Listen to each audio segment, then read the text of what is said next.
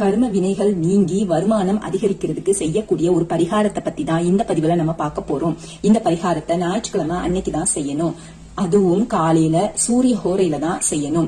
பக்கத்துல இருக்கிற ஏதாவது ஒரு சிவன் கோவிலுக்கு போங்க. அங்க சூரிய பகவானுக்குன்னு சொல்லிட்டு தனியா ஒரு சன்னதி இருக்கும். அந்த சன்னதியில கோதுமைய பரப்பி அதுல 2 அகல் விளக்க வச்சு நல்லெண்ணெய் ஊத்தி தீபம் ஏத்திக்கோங்க. பக்கத்துல சிவன் கோவில் இல்ல அப்படின்னு நினைக்கிறவங்க அவங்களோட வீட்டிலேயே ஒரு தாம்பாளத்துல இந்த மாதிரி கோதுமையை பரப்பி அதுல நல்லெண்ணெய் தீபம் வச்சு ஏத்தணும். தீபம் அதுவா குளிர்ந்ததுக்கு அப்புறம் அந்த கோதுமையை எடுத்துட்டு போய் பசுமாட்டுக்கு தானமா கொடுத்துடணும்.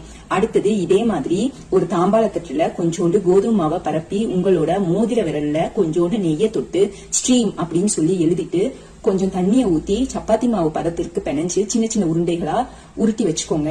பக்கத்துல இருக்கிற கோவில் குளத்துல இருக்கக்கூடிய மீன்களுக்கு இதை நீங்க கொண்டு போய் போடணும். இப்படி செய்யறதன் மூலியமா உங்களோட கர்ம வினைகள் நீங்கும், வருமானம் அதிகரிக்கும்.